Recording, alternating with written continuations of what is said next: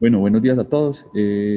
Nos place a todos tenerlos presentes en esta actividad del grupo de cardiología. El día de hoy expondrá el jefe del programa de cardiología de la Universidad de Antioquia, el doctor Juan Manuel Senior, y este es el tema que escogió para el día de hoy, falla cardíaca descompensada. Muchas gracias, profe, por estar acá con nosotros. Bueno, muy buenos días. Vamos a discutir, a compartir algunas de la evidencia que hay en cuanto a lo que es la falla cardíaca descompensada y básicamente en qué estamos en este momento, qué hemos aprendido, qué nos falta por aprender. Tenemos muchas alternativas terapéuticas en falla cardíaca crónica, pero hay dos escenarios en donde tenemos dificultades, y es en la falla cardíaca con fracción de eyección preservada y básicamente en la falla cardíaca descompensada o falla cardíaca aguda. ¿Por qué es importante hablar de falla cardíaca descompensada? Básicamente ustedes ven aquí esta corte grande en Europa, en donde tenemos el número de hospitalizaciones por falla cardíaca descompensada y la tasa que tienen estos países, que se repite en otros escenarios y en otras latitudes, y probablemente Latinoamérica tenga el mismo comportamiento, en donde la falla cardíaca descompensada se convierte en un problema importante de salud pública, tanto por su prevalencia e incidencia como por el tiempo de hospitalización y la carga que le impone al sistema de salud en cuanto a costos por todo lo que se genera alrededor de la descompensación de un paciente con falla cardíaca. Y entonces, ¿por qué en falla cardíaca tenemos tantas dificultades? Es muy claro que hay varios factores que inciden en esto. Lo primero es que son diversas etiologías, entonces no estamos hablando de una sola enfermedad como tal. A diferencia del paciente con falla cardíaca crónica, que puede tener diversas etiologías, ya es una fase avanzada en la cual el paciente termina evolucionando secundario toda la activación y todos los mecanismos compensatorios de la falla. En estos episodios, pues hay diversas etiologías en los cuales hay un grupo de pacientes que apenas empieza su recorrido por el mundo de la falla cardíaca, y hay otros que ya llevan un tiempo, pero el episodio de descompensación le impone una carga diferente. Hay diversos factores precipitantes, entonces también cambia básicamente los patrones clínicos de presentación, porque los factores precipitantes son diferentes, y eso tiene que ver no solo desde el punto de vista de manifestaciones clínicas, sino de las alteraciones fisiopatológicas que se producen de acuerdo a esos factores precipitantes, haciendo que la fisiopatología en ese grupo de pacientes sea bastante heterogénea. Y como ya lo mencioné, eso conlleva a que hay perfiles clínicos diferentes. A veces pensamos que falla cardíaca aguda, falla cardíaca descompensada es exactamente lo mismo, pero los perfiles clínicos son diferentes en los pacientes, por lo tanto la respuesta a las intervenciones y la evolución puede ser diferente dependiendo del perfil clínico. Tenemos claro que desde el punto de vista hemodinámico estos perfiles clínicos tienen diferencias que son interesantes de tener en cuenta cuando miramos la evolución del paciente, y sobre todo cuando vamos a definir las intervenciones. Eso lleva a patrones clínicos diferentes, o sea, desde el punto de vista de la hemodinamia hay hay un perfil clínico, y el patrón clínico se hace diferente, por lo cual tenemos que estar atentos en qué escenario nos estamos moviendo para darle una mejor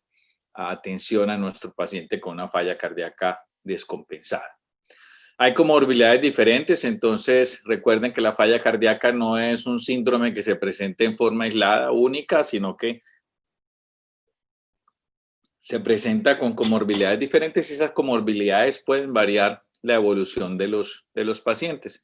y merecer diferente intensidad de atención de acuerdo a lo que estemos en el cuadro clínico que tengamos y las morbilidades que acompañan al paciente con descompensación. El compromiso de órgano también es importante, el compromiso de órgano blanco determinado no solamente por la etiología de lo que produjo la falla cardíaca, el factor que hizo que se precipitara o se desencadenara la manifestación clínica como falla cardíaca descompensada, sino dentro del mismo patrón hemodinámico, el compromiso de órgano resultante de toda la mecanismo fisiopatológico de la descompensación de la falla también difiere. Entonces tenemos pacientes que tienen compromiso multiorgánico, pacientes que solamente van a tener el compromiso orgánico o compromiso de un solo órgano. Entonces, es importante porque eso cambia la evolución de los pacientes. En los cuadros clínicos, los desenlaces muchas veces no son estandarizados. Vamos a ver algunos de los desenlaces que se utilizan en los estudios clínicos o ensayos clínicos que se han hecho en pacientes con falla cardíaca descompensada. La respuesta a la modulación hemodinámica no ha sido exactamente la misma, por lo tanto, la modulación hemodinámica que en un tiempo estuvo en boga cayó en desuso hasta el día de hoy, en donde es muy difícil que uno encuentre pacientes en los cuales se pueda hacer monitoreo y modulación hemodinámica, pero que vuelve a resurgir con algunos de los estudios que les voy a mostrar, porque es importante, sobre todo en los pacientes que llegan a hacer cambios severos con hipoperfusión severa y entran en choque cardiogénico. Y la respuesta del bloqueo neurohormonal en estos pacientes es incierto, o era hasta este momento incierta. Ya tenemos algunas luces sobre lo que tenemos que hacer en el bloqueo neurohormonal en algunas de las intervenciones relativamente nuevas que han demostrado beneficios, sobre todo en los pacientes en ese momento crítico en el cual uno ya tiene el paciente relativamente compensado, y está en el momento en que uno debe planear el alta de su paciente. Ese momento es muy importante para hablar de lo que tenemos que hacer de intervenciones a largo plazo y disminuir esa tasa de reingresos o rehospitalizaciones que se ve con bastante frecuencia en pacientes con falla cardíaca descompensada. Algo que tenemos que tener en cuenta es que la mayoría de las pacientes con descompensación no son eventos nuevos, no son eventos de nuevo. La mayoría, casi más de las 2/3 partes de los casos son eventos, descompensaciones o exacerbaciones de un paciente que ya conocíamos con falla cardíaca crónica. Hay un grupo de pacientes que va a tener una falla cardíaca de nuevo y esto implica un riesgo, un pronóstico diferente, pero tenemos que tener en cuenta cuando hablamos de falla cardíaca aguda o falla cardíaca descompensada que generalmente son episodios de descompensación de una falla crónica. Y esos episodios de descompensación de falla cardíaca crónica son infrecuentemente de instalación súbita. En general, el paciente tiene algunas alteraciones que se pueden venir presentando previamente y por lo tanto el monitoreo de esos pacientes y el seguimiento es muy importante. Es muy importante dado que podemos tener algunos signos de que los pacientes van a tener un episodio de descompensación. Ustedes ven a ver aquí graficados en algunas de las variables que se pueden, tanto desde el punto de vista de monitoreo invasivo previo o monitoreo clínico, en los cuales los pacientes, lo último que ven ustedes aquí es la disnea de reposo. Ustedes miran aquí la disnea de reposo, se va a presentar algunos días, generalmente 72 horas antes de cuando el paciente va a tener su admisión, pero previamente ha tenido una cantidad de alteraciones, cambios en la presión arterial pulmonar, tanto sistólica como diastólica como media, se cambia la impedancia torácica por el aumento de la congestión venosa, hay cambios neurohormonales desde el punto de vista de activación del simpático y algunas variables que modulan la actividad del simpático están alteradas muchos días antes. Y luego tenemos los cambios clínicos de edema, aumento de peso, la tos, la disnea. Básicamente, el último signo, la disnea de reposo, que es lo que lleva al paciente a descompensación, es lo que nosotros vamos a buscar, pues aparece en forma muy tardía en la evolución y si tuviéramos un monitoreo un poco más estricto, estos pacientes podríamos hacer cambios desde el punto de vista terapéutico para tratar de evitar que nuestro paciente se rehospitalice. Las hospitalizaciones por falla cardíaca descompensada están relacionadas con el pronóstico del paciente. Ya habíamos dicho que el pronóstico era diferente si era un paciente crónico o un paciente agudo. Y ustedes ven aquí como la mortalidad de cualquier causa al año, no solamente muerte de cualquier causa y hospitalización por falla, como lo ven, hay una diferencia grande en la incidencia acumulativa entre el agudo y el crónico, siendo casi el doble. La mortalidad es solamente el desenlace de mortalidad entre el agudo y el crónico también cambia. Y en el agudo se ve casi el doble de la mortalidad al año con respecto al paciente con falla cardíaca crónica, probablemente por el episodio de descompensación que da algunos cambios, pero probablemente también eso está relacionado, como son estudios de corte, en las intervenciones que hacemos y de pronto en lo tardío, que hacemos introducción de las intervenciones en este grupo de pacientes y es una de las cosas que hay que resaltar y tratar de cambiar en el manejo de estos pacientes. Esta es otra corte que nos dice la probabilidad de muerte de cualquier causa en los pacientes con falla cardíaca crónica versus las fallas de novo. Sin embargo, se los traigo para resaltarle que no quiere decir que el paciente que tenga falla crónica y se empeora tenga una mortalidad menor. Su mortalidad es inclusive mucho más alta. Por eso, los episodios de descompensación y las intervenciones que disminuyen las rehospitalizaciones o los episodios de descompensación pueden tener relevancia en este escenario y no ser intervenciones que puedan descartarse fácilmente, y tenemos que trabajar precisamente en eso. A veces nos acostumbramos a ver que nuestro paciente con falla cardíaca descompensada ingresa y reingresa y le colocamos diuréticos venosos en urgencias, le volvemos a dar de alta, pero tenemos que tener en cuenta que estos cambios y estas descompensaciones de los pacientes empeoran su pronóstico. Miren ustedes aquí, por ejemplo, cómo esta es la incidencia acumulativa de mortalidad durante la primera hospitalización, pero en cada una de las subsecuentes hospitalizaciones vamos a tener un cambio en el riesgo del paciente. La mortalidad va a ser mucho más alta, nuestra curva de supervivencia va a ser absolutamente diferente. Entonces, luego de la primera hospitalización, uno disminuir la tasa de rehospitalizaciones y mejorar el control de los pacientes, vamos a tener réditos en la evolución o el pronóstico de estos pacientes, y el riesgo va a ser mucho menor de mortalidad cuando podemos hacer intervenciones que cambie este escenario. Entonces, cada una de esas hospitalizaciones va a dar un pronóstico que va a ser un pronóstico adverso, y esto es una gráfica que ustedes conocen, que ya es muy viejita, pero que es muy ilustrativa, en donde uno tiene inicialmente una evidencia de un daño, una anoxia miocárdica, que es la que va a producir la falla cardíaca, y ese es el primer episodio de nuestro paciente. Y que luego tenemos que los pacientes van a tener eventos recurrentes, y que esos eventos recurrentes que vamos teniendo del primer, segundo, tercer evento recurrente va haciendo alteraciones importantes, va cambiando el pronóstico, la capacidad funcional de nuestro paciente va cambiando, y obviamente el riesgo de muerte va a ser mucho mayor, porque esa anoxia que hizo un daño basal, lo que va a hacer después de generar el síndrome de falla cardíaca es que cada episodio de descompensación va a producir un mayor daño miocárdico, va a contribuir a la progresión de la enfermedad y por lo tanto al deterioro del estado funcional y el aumento de la mortalidad que se ve en los pacientes con falla cardíaca.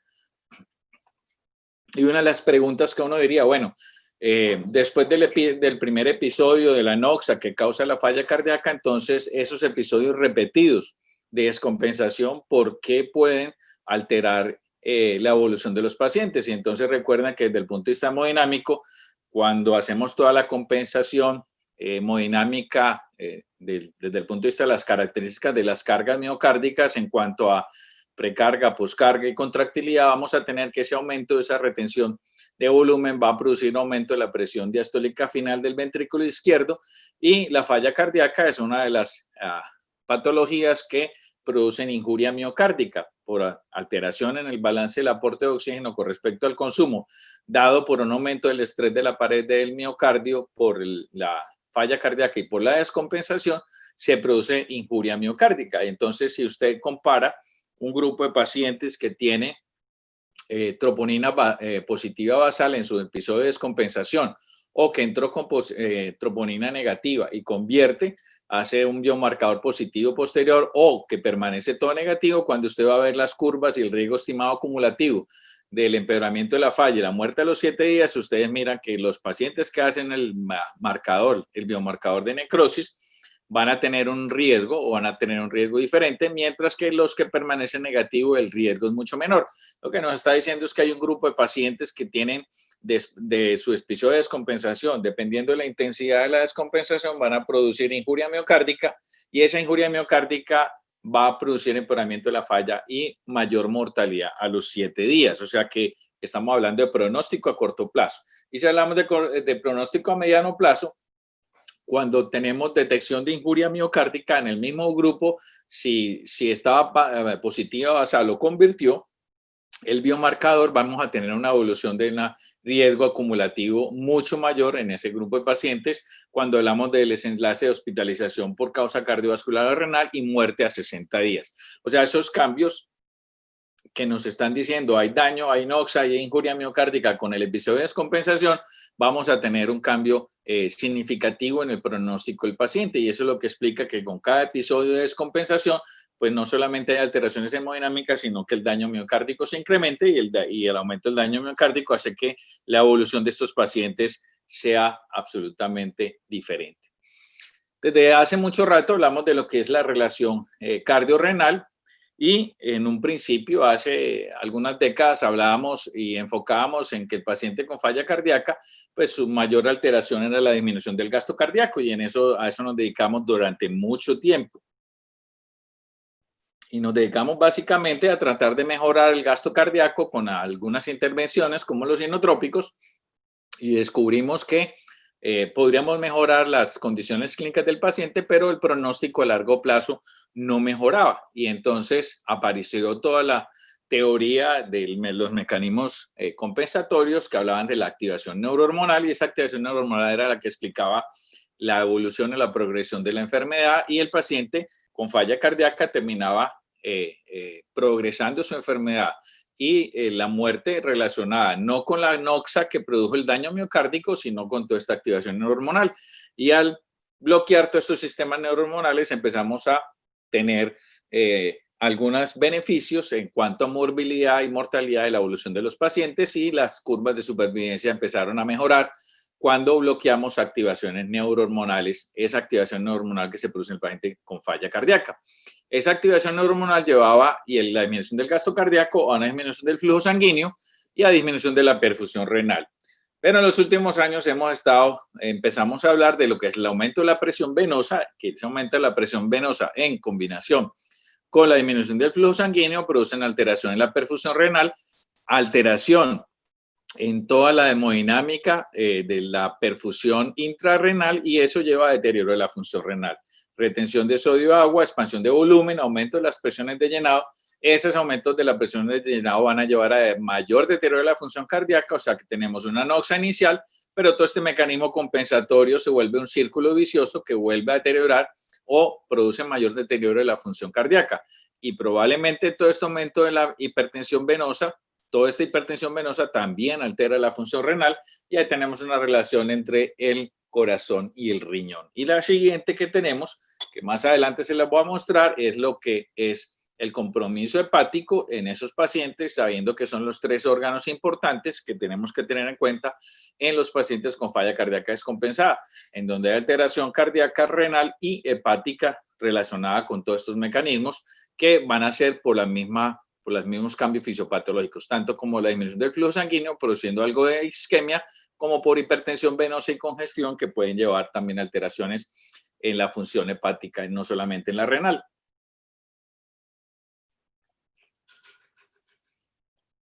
Hay una correlación de las variables hemodinámicas que hemos detectado desde hace mucho tiempo, y nos dedicamos a que cuando un paciente tiene falla cardíaca descompensada, pues hay aumento de las presiones de llenado, y ese aumento de las presiones de llenado se reflejan en el sistema previo y hacen cambios desde el punto de vista de la hemodinámica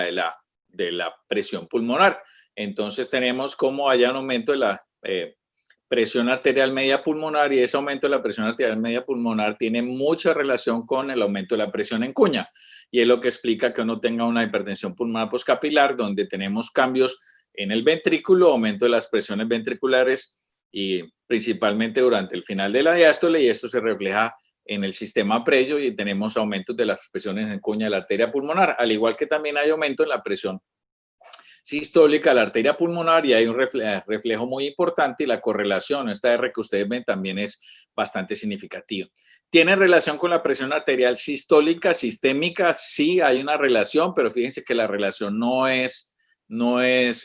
sí es una relación lineal, pero la correlación no va más allá del 20%, entonces los cambios no son explicados por la parte sistémica, sino por los cambios hemodinámicos dentro del ventrículo. Esta raya que apareció aquí fue alguien que se metió y puso esa raya que aparece en todas las diapositivas, pero no están en mis diapositivas. No sé quién fue la mano negra que entró esa raya ahí en esas diapositivas. Esta hipertensión pulmonar es importante en el escenario de la falla cardíaca. Precisamente, miren ustedes aquí la clasificación de estos pacientes y las curvas de supervivencia de Kaplan-Meier. Cuando el paciente no tiene hipertensión pulmonar, cuando el paciente tiene lo que se llama la hipertensión pulmonar pasiva, que está básicamente definida porque tenga presión pulmonar elevada, pero mi resistencia vascular pulmonar es menor de 3 unidades de Wood, y cuando tengo una hipertensión arterial pulmonar mixta. Después de la sobrecarga volumen crónica que tienen estos pacientes, pues ya empiezan a haber cambios en la arteria pulmonar, hace muchos años llamados cambios plexogénicos, que parecen ser definitivos o por lo menos estáticos, con las intervenciones que tenemos en el momento como armamentario terapéutico. Y cuando uno va a ver las curvas de supervivencia, se da cuenta cómo estos pacientes que tienen hipertensiones pulmonares mixtas, en donde ya hay cambios en la anatomopatológicos en el sistema pulmonar, de la arteria pulmonar, la curva de supervivencia es diferente en los que tienen solamente la pasiva con respecto a los que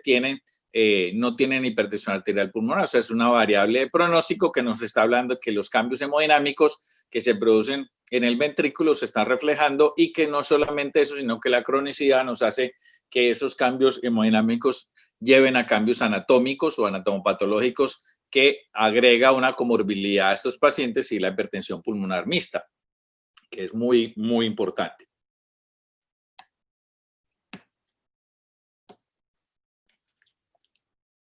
Bueno, desde el punto de vista de falla cardíaca descompensada, ya les había mencionado que uno de los problemas es los cambios etiopatológicos, y esos cambios etiopatológicos son importantes básicamente porque nos va a cambiar el escenario. Entonces podemos tener pacientes con falla cardíaca aguda o descompensada, en el cual lo importante sea el factor pulmonar relacionado con ese tipo de etiología. La hipertensión pulmonar puede aplicar como una etiología, pero puede aplicar también como una consecuencia o una causa de la falla cardíaca, la enfermedad pulmonar, el embolismo pulmonar, los procesos infecciosos, los cambios en el estilo de vida, en lo cual tenemos que son importantes porque hay algunas intervenciones, algunos factores que tienen que ver con el estilo de vida que pueden cambiar la evolución del paciente o ser la causa, por ejemplo, como el abuso de alcohol o algunos abusos de algunas sustancias que puede producir cardiotoxicidad y llevar a la falla cardíaca aguda. O básicamente el factor cardíaco, en donde tenemos algún tipo de cardiomopatía, que puede ser isquémica o no isquémica, alguna de las arritmias, en el cual puede producir solamente por el hecho de tener la arritmia, tener taquicardia o miopatía relacionada al desarrollo de falla cardíaca, y en la forma aguda ser una de las variables de intervención porque se comporta como un factor desencadenante de la descompensación de la falla cardíaca aguda, o por enfermedades valvulares que pueden ser agudas o crónicas. Las enfermedades crónicas van llevando a episodios de falla cardíaca crónica que pueden o no descompensarse, o desde el punto de vista del compromiso agudo, ya sea por ruptura de cuerdas tendinosas de una válvula mitral que produzca una regurgitación mitral aguda, puede llevar al desencadenamiento de la falla cardíaca, o un proceso infeccioso que comprometa una de las válvulas y produzca regurgitación aórtica aguda o mitral aguda, y el paciente va a llevar a un episodio de descompensación. Entonces, esos cambios etiológicos o en la etiología de la falla cardíaca son muy importantes porque intervenirlos probablemente nos va a cambiar la evolución del paciente. No es lo mismo paciente que haga una regurgitación mitral aguda por una ruptura de una cuerda tendinosa, en la cual su tratamiento, la mejoría se va a dar con un manejo quirúrgico, y todas las intervenciones que podamos hacer solamente es para tratar de estabilizar el paciente, entrarlo mejor o en mejores condiciones clínicas a una intervención quirúrgica. Las comorbilidades se las mencioné. Depende de la corte que uno escoja, de la base de datos que uno escoja. Hay diferentes tipos de comorbilidades, pero hay dos que son muy prevalentes, que son la hipertensión arterial y la diabetes, y los pacientes con enfermedad renal crónica, en la cual puede asociarse a la misma patología de base que llevó a la falla cardíaca o ser una consecuencia de esa interacción cardiorrenal que les mostré, en donde tenemos ambas patologías para intervenir. Y esto lleva a que los patrones clínicos sean diferentes, como se los mencioné en un principio, en donde tenemos un patrón que puede ser el patrón del síndrome coronario agudo. Entonces, ustedes saben que el paciente que se presenta con un episodio de descompensación en el escenario de un síndrome coronario agudo, pues su primera opción va a ser la revascularización o reperfusión si estamos ante un síndrome coronario agudo con ST, y si estamos ante un síndrome sin ST va a ser la estratificación invasiva temprana, porque el hecho de tener falla o edema pulmonar pues nos va a cambiar el pronóstico de sus pacientes. Hay pacientes que vienen relativamente compensados y desarrollan edema pulmonar muy rápido, y básicamente está relacionado no con cambios en el gasto cardíaco, sino con cambios en la resistencia vascular sistémica, y probablemente sean de un relativo fácil manejo, porque al modular la resistencia vascular sistémica el paciente termina compensándose más rápidamente que los otros, y este, que es el hipertensivo, puede tener un patrón similar. El de choque cardiogénico, que siempre es al que le tenemos respeto por su alta mortalidad, afortunadamente en la mayoría de las cortes reportadas no es un porcentaje grande. En los pacientes que tienen falla derecha aislada tampoco es un escenario frecuente. Generalmente la falla derecha se presenta asociada a la falla izquierda, pero vamos a ver algunos cambios desde el punto de vista hemodinámico, donde podemos tener cambios en el lado derecho sin cambios en el lado izquierdo. Y la exacerbación aguda, que es la que venimos mencionando. Esos patrones clínicos son importantes no solamente por la intervención, sino por el pronóstico, ¿cierto? Como les había mencionado, pues el choque cardiogénico es el que tiene una mayor tasa de mortalidad intrahospitalaria y mortalidad a un año, sumada, miren cómo se comporta. Los otros tienen un comportamiento un poco menor desde el punto de vista del pronóstico, son un poco mejor el episodio. Miren, por ejemplo, lo que uno dice, la falla derecha aislada puede que no se comporte en una forma con mal pronóstico, pero miren ustedes que la mortalidad a un año sí es importante. Los pacientes con síndrome coronario agudo, cuyo pronóstico depende de las intervenciones que hagamos para mejorar la perfusión miocárdica, entonces miren que son escenarios diferentes con pronósticos diferentes desde el punto de vista intrahospitalario o de mortalidad a un año. Y los patrones clínicos de esos escenarios cambian. Aquí tienen ustedes una gráfica en donde vamos a relacionar el índice de resistencia vascular con el índice de potencia cardíaca, que es una medida de función miocárdica izquierda. Y miren ustedes, estos teóricamente son los pacientes normales. Aquí están los pacientes con falla cardíaca descompensada. Miren los pacientes con crisis hipertensiva, en que no hay cambios en la potencia cardíaca, pero sí hay un aumento importante en el índice de resistencia vascular sistémica. Y los que mencionaba del edema pulmonar, en donde la resistencia vascular sistémica es lo que predomina y no hay muchos cambios en el índice de potencia cardíaca. Probablemente estos, con el manejo de la poscarga, van a tener una mejoría importante. Ese es el grueso de los pacientes que vemos en el episodio de descompensación, a diferencia del patrón hemodinámico de los sépticos, en donde la resistencia vascular sistémica o la poscarga se disminuye por vasodilatación, y tenemos índices de potencia cardíaca bastante elevados por la hiperdinamia que se produce en esos pacientes sépticos. Aquí se los muestro ya se los mostré en gráfico, aquí en cuadro, que es lo que predomina en el edema pulmonar con aumentos de los índices de resistencia vascular sistémica, en el shock cardiogénico con la caída del gasto del índice cardíaco, en la crisis hipertensiva, aunque hay cambios en el índice de resistencia vascular sistémica, va a estar modulado tanto por el índice cardíaco como por la resistencia vascular, el aumento de la presión sistólica sistémica. Conocían la clasificación de Forrester, que es muy antigua y que se utilizaba básicamente para los pacientes con infarto agudo de miocardio, y entonces se clasificaba de acuerdo a la perfusión tisular y a la congestión pulmonar con dos variables hemodinámicas, el índice cardíaco y la presión en cuña de la arteria pulmonar. Entonces uno tenía ahí pacientes en un cuadrante normal, tenía pacientes que tenían edema pulmonar básicamente por aumento de las presiones de llenado, pero el índice se conservaba. Los pacientes con bajo gasto, en donde el índice estaba caído y la presión en cuña elevada, y este grupo que se consideraba como hipovolemia, en donde tenían un índice cardíaco bajo, pero la presión en cuña de la arteria pulmonar era menor o igual a 18, y los pacientes normales que tenían índices y no tenían congestión pulmonar. Esa clasificación de Forrester dio pie a lo que ustedes conocen ahora como la clasificación de Stevenson, en el cual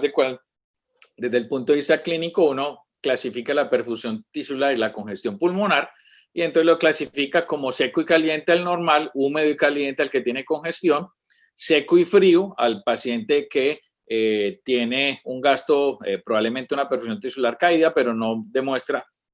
congestión pulmonar, Y un cuarto cuadrante en el cual tenemos el paciente húmedo y frío, que es el clásico de bajo gasto. En esta publicación donde se escribió, que el primer autor es Noria, en el 2000, aprendimos que la mayoría de los pacientes entran con congestión, con edema pulmonar, pero no tienen bajo gasto. Un poco más, casi una tercera parte tienen bajo gasto, solo el 5% con hipovolemia. ¿Qué importancia tenía eso? Que nos clasificaba el perfil clínico en dos variables y que íbamos a tener diferencias en la evolución de esos pacientes, y esto es lo que ellos reportan después, Stevenson en el 2003, cuando ven los pacientes húmedos y fríos y los pacientes húmedos y calientes, donde son los que tienen un pronóstico un poquito más oneroso, y los pacientes secos y fríos, desafortunadamente era un grupo muy pequeño de pacientes, parecían tener una evolución diferente a los normales, a los secos y calientes, pero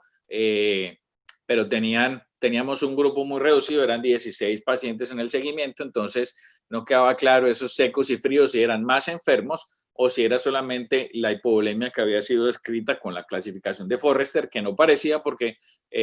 teóricamente eran clasificados como L porque eran los que se llamaban low profile, entonces eran los que tenían más bajo perfil, pero en la evolución esto no se confirmó. Son estudios viejos, entonces uno dice, bueno, en la actualidad eso sí es importante, lo deberíamos seguir en este grupo de pacientes, y entonces aquí está este registro de la Corte ICASEMES, publicado en el 2019, entonces, donde hacen las diferencias, y miren ustedes que los fríos siempre son los que les va mucho más mal. Miren el HR que tiene el intervalo de confianza del 95%, a los fríos siempre les va mucho más mal. Y aunque la discusión ahora es que si son tibios o los tibios tienen problemas o no, miren que los tibios, cuando son calientes y húmedos, la congestión venosa también altera el pronóstico, pero su curva no es muy diferente de los pacientes calientes y secos. Entonces los fríos y los tibios también tienen problemas. El paciente de referencia es el caliente y seco, y entonces en nuestros días, a pesar del cambio en las intervenciones, tenemos una igual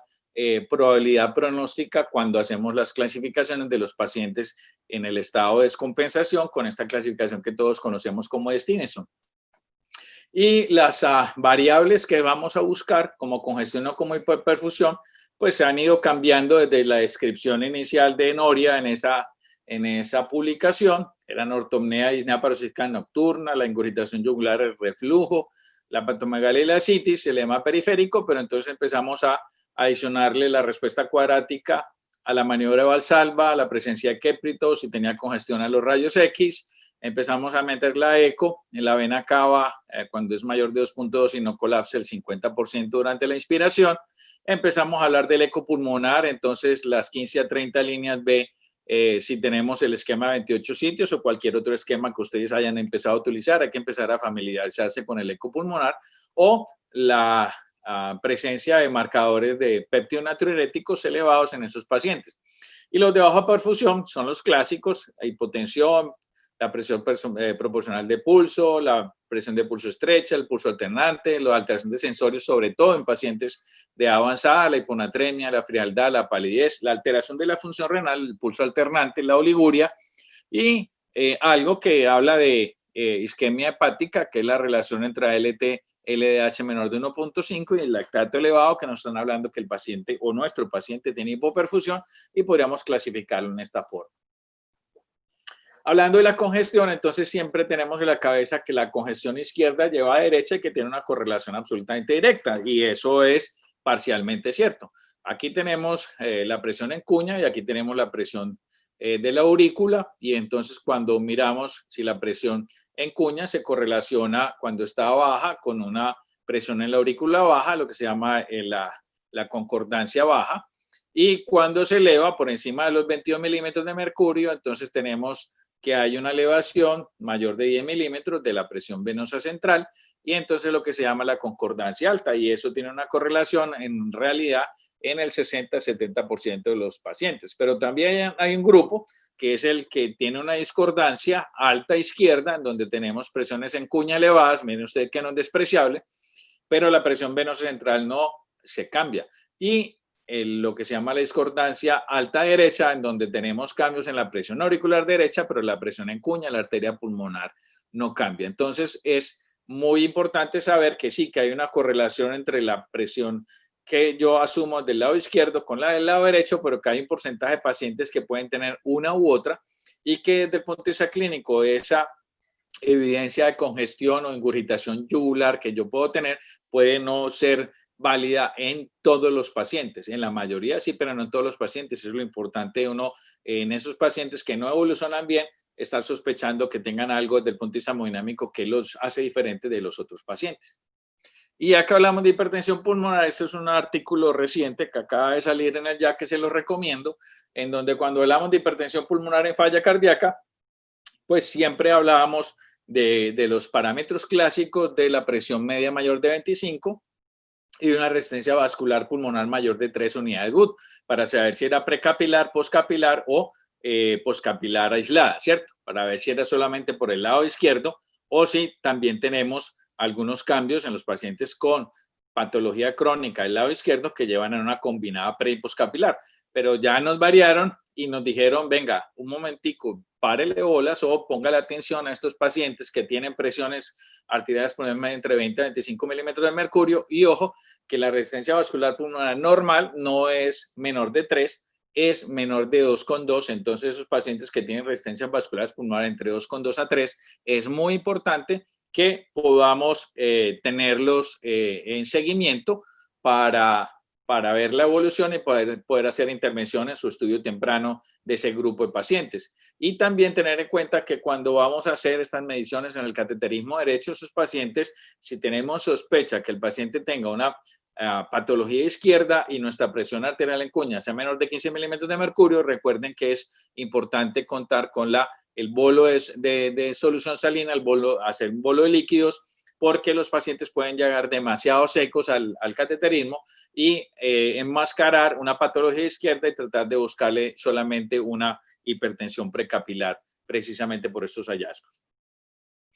Hablamos de la hipertensión venosa, de la congestión venosa, de tanto izquierda como derecha, y entonces todo esto se refleja en forma retrógrada y aprendimos que esa relación que hay entre el corazón y el riñón tenemos que tener en cuenta algunos cambios y que el patrón de flujo venoso renal cambia y entonces tenemos estos patrones que ven ustedes en la gráfica arriba, tipo A y tipo E, en donde hay un patrón de flujo renal continuo. Un segundo patrón que ven ustedes aquí, en donde hay un patrón de flujo renal intermitente o reverso leve, y el tipo E y el tipo D, en donde ustedes tienen un patrón de flujo renal intermitente o reverso ya importante, y tenemos la clasificación en 3 grupos. Entonces sabemos que la hemodinámica renal desde el punto de vista de hipertensión venosa también varía en los pacientes con falla cardíaca. Esto está publicado ya hace bastante ratico y entonces esos cambios son importantes porque nos dice que la contribución cardiorrenal no solamente tiene que ver con la disminución de la perfusión por disminución del gasto, sino con la hipertensión venosa y los cambios que tenemos en el ventrículo derecho, y el ventrículo derecho se hace importante en estos pacientes con descompensación, cambiando el flujo renal y por lo tanto cambiando una comorbilidad que tenemos en esos pacientes y que es importante tenerla en cuenta para el tratamiento de estos pacientes. Entonces vamos a tener una alteración del flujo renal y esa congestión derecha que cambia los patrones venosos renales del flujo renal se correlaciona con la supervivencia de los pacientes. Entonces tenemos la supervivencia libre de muerte o rehospitalización por empeoramiento de la falla cardíaca, y miren ustedes como los patrones en los cuales ya tengo una patrón venoso de reverso es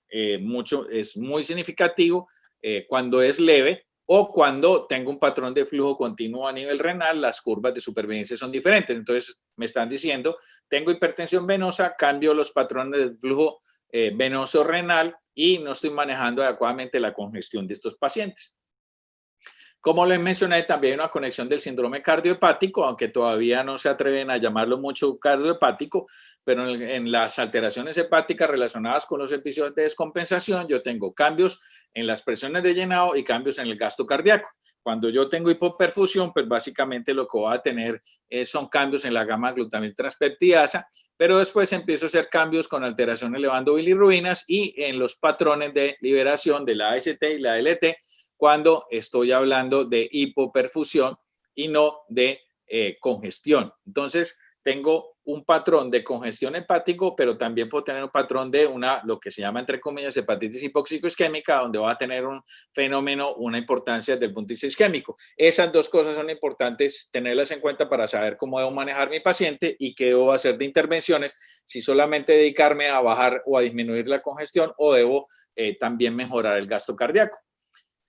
Y eso que les mencioné, que era compromiso cardiorrenal o la conexión cardiohepática, está demostrado en este estudio en donde los pacientes sin disfunción o injuria de órgano tienen una evolución absolutamente diferente a los pacientes que tienen disfunción de 1, 2 o 3 órganos. Pacientes con una sola disfunción probablemente se comporten en forma similar, pero los pacientes con 2 y 3 órganos, en este caso es corazón, riñón e hígado, por algunos marcadores,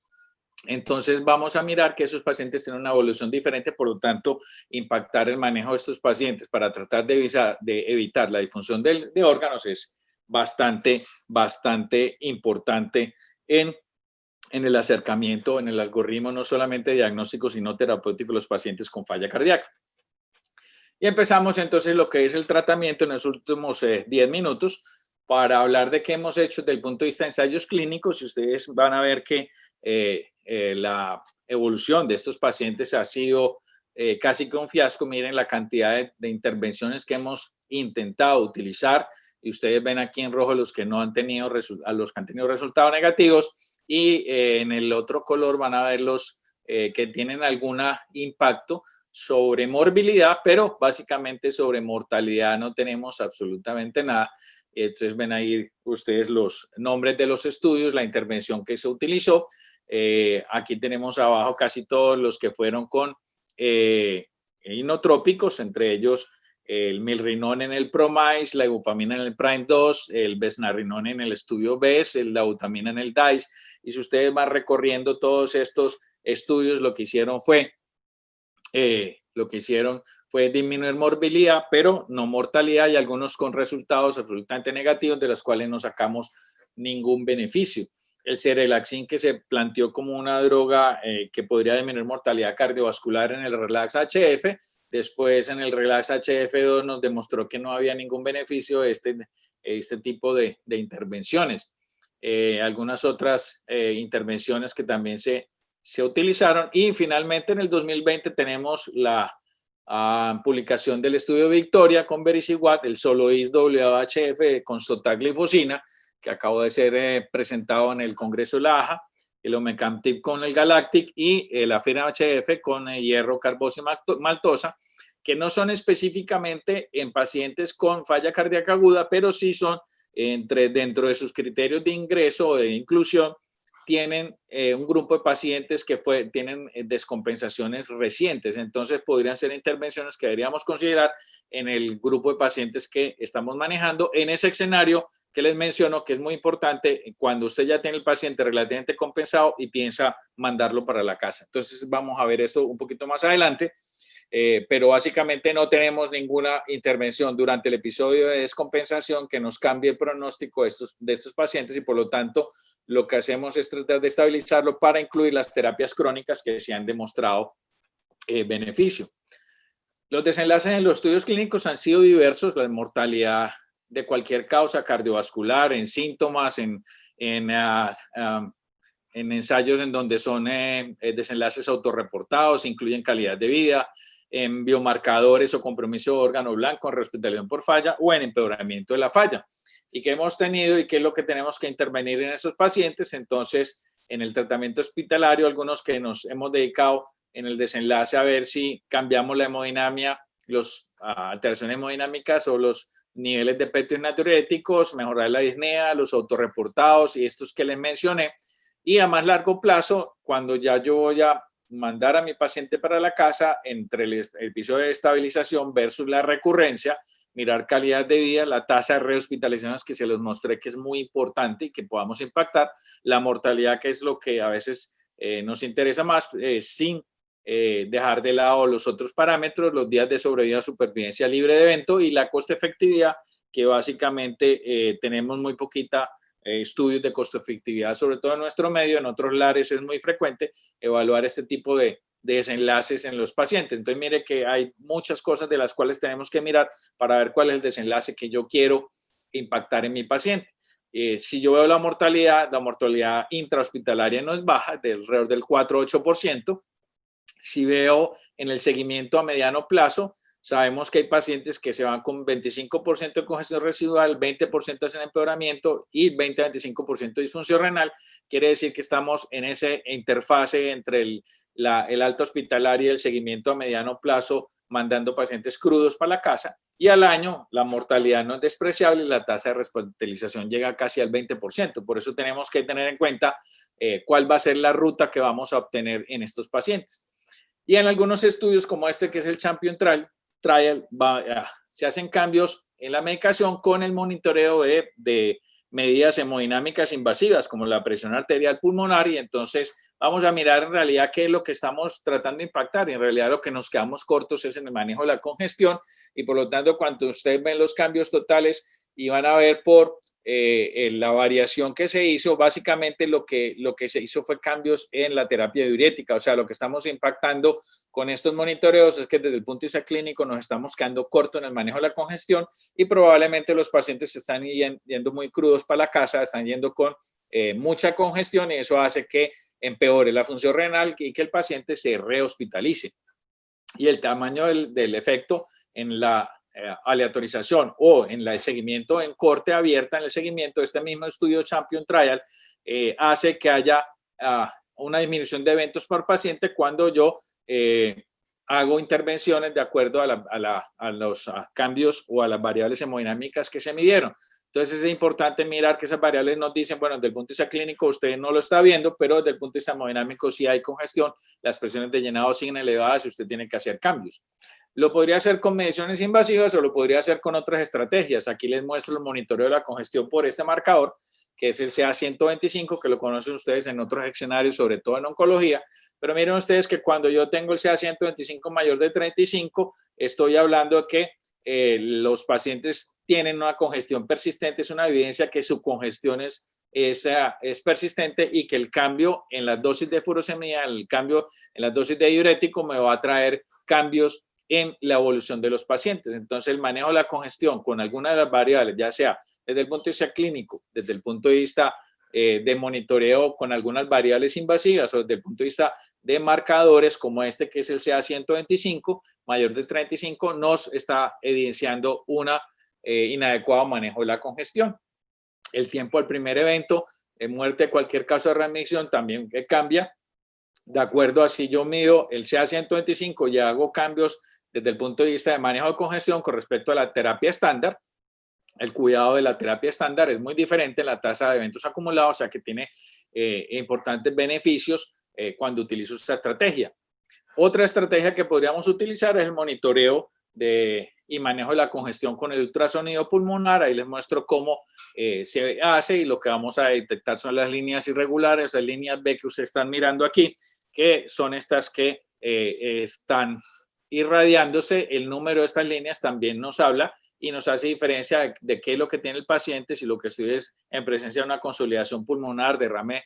pleural, o si tengo congestión pulmonar, y ese grado de congestión pulmonar me va a ayudar al pronóstico. Por lo tanto, el ultrasonido pulmonar de urgencias empieza a ser muy importante para tenerlo en cuenta y evaluar la congestión de esos pacientes. Al igual que les mostré que había cambios previos en los pacientes y que había algunas variables que nos mostraban que el paciente se estaba entrando en episodio de descompensación y iba a necesitar una hospitalización, con el ultrasonido pulmonar también lo podemos observar. Aquí les recomiendo este estudio ya, que es una revisión en las cuales hablan de la cascada del agua en el pulmón, cómo empiezo a hablar de una falla cardíaca crónica estable, cómo hay un desequilibrio en la ecuación de Starling, el paciente que todavía sigue siendo asintomático, pero tiene congestión hemodinámica, vamos a tener aumento de la presión en cuña. Luego voy a ver congestión, pero con el estrés, son líneas B de estrés, y luego en el reposo, las líneas B que vemos, y finalmente el paciente se descompensa, empieza todo el cortejo clínico que conocemos en la falla cardíaca. Eso es con lo que yo puedo monitorizar congestión para tratar de impactar una de las variables que debemos manejar en estos pacientes con falla cardíaca descompensada. Cada paciente que me ingresa es un paciente con un riesgo diferente, y les recomiendo esta escala de estratificación del riesgo al ingreso, en donde yo le voy a dar puntaje a cada una de estas variables y miren que el puntaje total se correlaciona con la probabilidad de muerte. Que hay pacientes que tienen una probabilidad mayor del 30% y pacientes que tienen una probabilidad de muerte menor del 10%, para saber en qué punto estoy y para saber qué paciente estoy manejando, porque eso me cambia mi seguimiento, mi monitoreo y probablemente el escenario de hospitalización también. Un paciente con una probabilidad alta de muerte probablemente va a necesitar terapia adjunta como soporte inotrópico, vasopresor o mecánico, o soporte mecánico, y va a tener que estar en unidades de cuidados intensivos, el otro en cuidados especiales, y probablemente pacientes con riesgo bajo puedan ser manejados en hospitalización o en unidades especializadas de falla cardíaca. Y esas variables, pues cuando uno las mira en la población nuestra, en corte, este es un estudio nuestro, la relación que tiene entre el BUN y la probabilidad de muerte en el paciente hospitalario, miren que entre el BUN es mucho más alto, la probabilidad de muerte, y la relación es, podríamos decir que casi lineal, aunque lo que aquí se le ve, lo que se ve es curvilineal, con respecto a la probabilidad de muerte, y la presión sistólica también, en donde cuando el paciente entra con menor presión arterial sistólica, su probabilidad de muerte es mucho mayor. Y si uno hace un árbol de decisiones, pues miren ustedes cómo tenemos aquí los puntos de corte en esa cohorte que hicimos, en donde el BUN de 32.5, la presión sistólica menor de 97 o la creatinina 9.75 nos estratifica una probabilidad de muerte importante. Entonces, en el grupo de pacientes que tiene todas esas variables, miren que la mortalidad llega a ser del 76.9%. Afortunadamente, solamente es el 5% de la corte. La mayoría tiene una mortalidad baja con de 0.53%, alrededor del 72% de los pacientes. Esta es una muy buena revisión que habla de la evaluación del riesgo, el manejo de la trayectoria clínica. Se las traigo para mirar la evolución de los pacientes, chequear la trayectoria. Si el paciente no mejora o empeora, si el paciente queda estancado, no evoluciona hacia la mejoría ni empeoramiento, y el que evoluciona hacia la mejoría, hacia metas, pero básicamente para resaltar este punto que es la transición a terapia oral. Es un punto muy importante, por eso el que nos explica por qué hay una tasa de rehospitalización y una mortalidad mayor en esos pacientes, seguir por la fase de optimización después del alta y en la evolución temprana luego del alta para hacer la transición al cuidado crónico o a las terapias dirigidas por guías, en las cuales lo que vamos a hacer ya es la titulación de los medicamentos. Pero básicamente lo que quiero resaltarles aquí, la transición a terapia oral, para que esta fase de optimización oral sea una fase importante en donde empezamos a introducir los medicamentos que cambian mortalidad a largo plazo. Y se los insisto porque miren ustedes, este también es un estudio reciente de pacientes hospitalizados por falla cardíaca descompensada con fracción de eyección reducida, en donde ¿qué es lo que terminamos haciendo? La mayoría de los pacientes lo que terminamos haciendo es manejo de la congestión, manejo de los diuréticos, y en un porcentaje bajo de esos pacientes vamos a tener que utilizar vasodilatadores intravenosos inotrópicos o soporte mecánico con alguno de los dispositivos disponibles. Y ese cambio en lo que tenemos, pues tiene que ver con cambios en el pronóstico del paciente, tanto en mortalidad hospitalaria y mortalidad a 30 días de los pacientes que requieren o soporte inotrópico vasopresor o soporte mecánico, con respecto al otro grupo de pacientes, que son los que no necesitan sino cambios en su terapia oral, intensificación o combinación de medicamentos diuréticos orales, en donde van a tener el menor riesgo, y es lo que deberíamos evitar.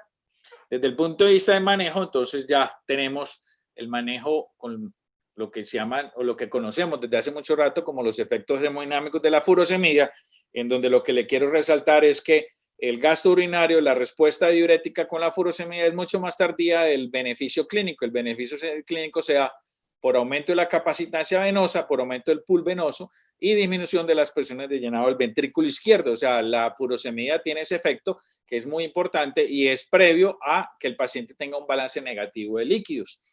Y debemos recordar que la furosemida tiene una biodisponibilidad bastante pobre, alrededor del 40%, lo que significa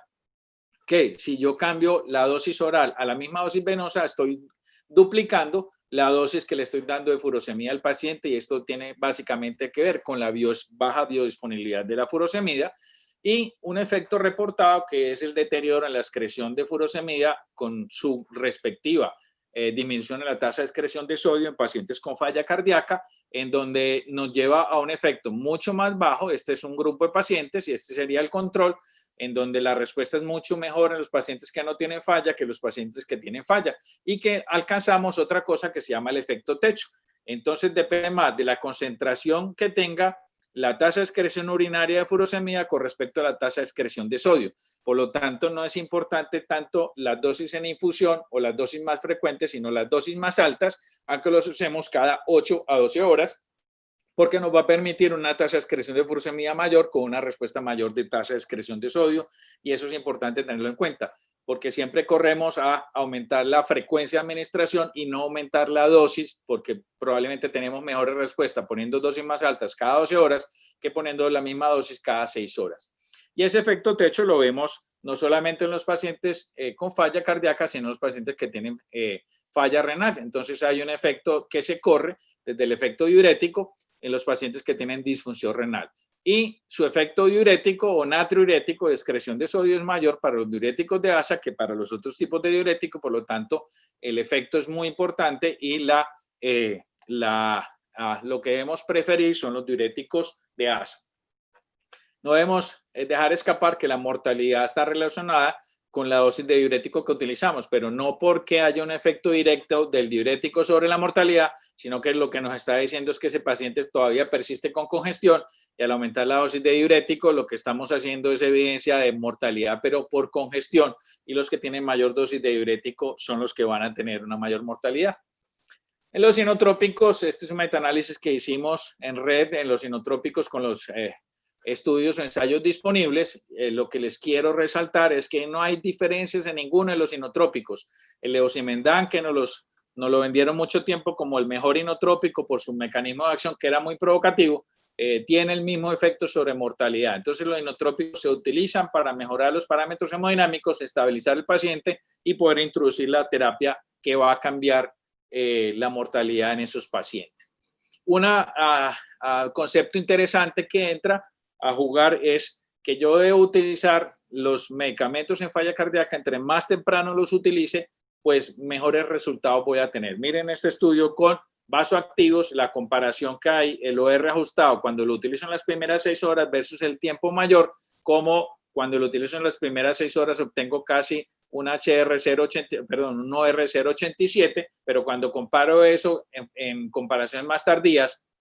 el OR ajustado es diferente y tengo menores efectos cuando utilizo el vasoactivo en forma más tardía. El paciente que está descompensado, que requiere vasoactivo, no lo piense mucho, inicie los vasoactivos, que esos pacientes van a responder mejor. Y pasa lo mismo con la mortalidad en el uso temprano de la furosemida. Entonces, la mortalidad intrahospitalaria en esta corte que nos presentan no es un ensayo clínico y es uno de los peros. Entre el uso temprano y no temprano, el uso temprano de la furosemida en las primeras 2 horas puede tener réditos importantes en el beneficio de los pacientes, aunque habría que confirmarlo en un ensayo clínico. Lo que nos están diciendo los estudios es trata adecuadamente a su paciente en la forma más temprana, no lo deje que evolucione porque eso va a tener un problema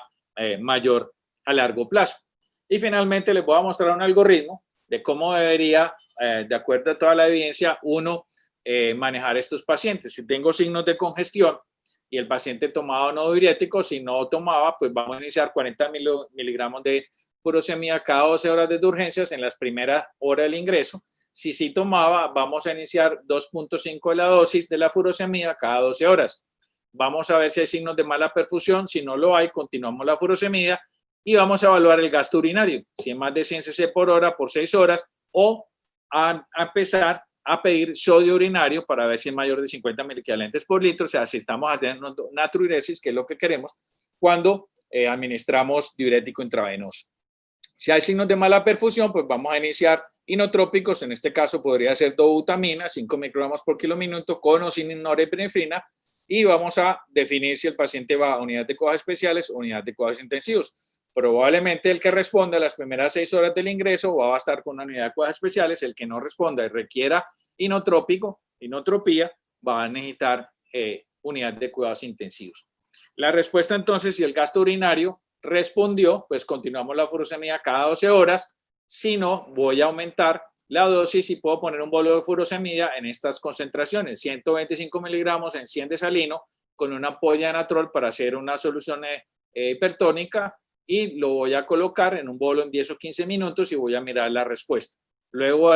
evalúo signos de mala perfusión, si los hay, entonces ya había puesto un inotrópico o un inotrópico en vasopresor, ya no puedo seguir a ciegas, debo tener línea arterial, un catéter de Swan-Ganz. Si es una cardiopatía de etiología isquémica, podría ser el levosimendan. Si no es isquémica, podría ser el mirrinone. Ya habíamos agotado el recurso de la dobutamina. Si hay signos de congestión, doblo la dosis de furosemida. Pues si no hay signos de congestión, perdón, doblo la dosis y voy a evaluar gasto urinario 100 cc por hora o el sodio mayor de 50. Y veo si hay signos de congestión o no. Puedo repetir el bolo que había puesto de furosemida con salino y natrol. Y con esto manejaríamos más o menos el paciente en su congestión inicial. Y miren que lo tengo en la primera hora, primeras 6 horas y primeras 24 horas para poder evaluar la respuesta de los pacientes. No voy a hablar de choque cardiogénico, pero acuérdense que el choque cardiogénico tiene esta clasificación del SCAI, que es muy importante porque les quiero resaltar que el monitoreo hemodinámico invasivo en estos pacientes cambia la mortalidad. Miren ustedes, cuando no tengo ninguna variable hemodinámica, cuando esas variables es incompleto, o sea, solamente tengo una de 4, y cuando tengo todas las variables, como son la presión pulmonar sistólica, diastólica, la presión en cuña, porcentaje de saturación de la arteria pulmonar y la presión en la aurícula derecha, tengo cambios importantes, sobre todo en los estadios más avanzados de la clasificación del SCAI. Entonces es importante, un paciente que ya utilicé un inotrópico a ciegas y necesita un segundo por hipoperfusión, ese paciente debe ir con catéter en arteria pulmonar y en este momento no lo estamos haciendo. Finalmente, si yo no tengo una respuesta adecuada y el paciente no en las primeras 48 horas de ingreso no tiene por lo menos más de 3 litros de egreso, puedo adicionar otro diurético que puede ser tiazida, puede ser acetazolamida o considerar espinolactona con estas variables, que la creatinina no esté elevada y que el potasio no esté elevado. Y si persisten signos de congestión, pues puedo echar mano de la ultrafiltración, que lo que ha hecho es solamente disminuir la congestión, no tiene efectos sobre desenlaces duros, pero en los pacientes que persisten congestivos es una opción que tengo para utilizar. Y lo que les mencionaba, las variables, si yo las clasifico por la escala que les mencioné, si es de alto riesgo, riesgo intermedio o alto, o las variables que tenemos en cuenta con boom creatinina y presión sistólica para saber si el paciente debería ir a una UCI o a una hospitalización cardiovascular o una sala de hospitalización de manejo especializado de falla cardíaca. Y finalmente, el inicio temprano de toda esta terapia moduladora va a hacer que los pacientes tengan una evolución diferente. Les hago énfasis en la iniciación temprana, antes de que el paciente se vaya para la casa, de el ARNI, que en este momento solo contamos con sacubitrilo valsartán. Eso debe iniciarse desde la hospitalización en la interfase entre la optimización del manejo oral para el paciente irse para la casa, deberíamos utilizarlo y después titular las dosis de acuerdo a las cifras de presión arterial y la tolerancia del paciente. Y los inhibidores de SGLT2, que tenemos ya varias evidencia con dapaglifosina, con empaglifosina en la utilización de los pacientes con falla cardíaca crónica. Pero tenemos una nueva evidencia en que dice que los pacientes se les puede iniciar antes de que se vayan para la casa y esa interfase va a tener beneficios en la evolución de los pacientes. Y el beta bloqueador y los antialdosterónicos, que son los 4 pilares de manejo de esos pacientes, que hemos ido ganando en la evolución y la disminución de la mortalidad a 2 años, cada vez que estamos adicionando algún medicamento, inhibidores de la DKBAR2, luego los beta bloqueadores, luego los antagonistas de aldosterona, luego apareció el ARNI en el 2014 y luego ya tenemos los inhibidores del SGLT2 y el último estudio, que es el estudio Solois con sotaglifosina, que es el que menciono, en donde los pacientes se les inicia recién antes o en la etapa muy temprana, los primeros días después de darles de alta y tiene beneficios importantes. Para finalizar, entonces, ¿qué necesitamos y qué puede cambiar el pronóstico a largo plazo? Conocer mejor la fisiopatología, la terapia dirigida de acuerdo al patrón clínico, la mejoría clínica sintomática, la disminución de la disnea y la congestión, la rápida estabilización, la introducción de terapia modificadora de la enfermedad muy rápidamente, ojalá antes de que el paciente se vaya para la casa, y la titulación una vez el paciente esté en forma ambulatoria, y la protección de órgano blanco minimizando las alteraciones secundarias. Creo que me tomé más del tiempo que tenía, pero son datos interesantes de estudios nuevos que hemos tenido en estos últimos meses y que creo que es importante que los tengamos en cuenta.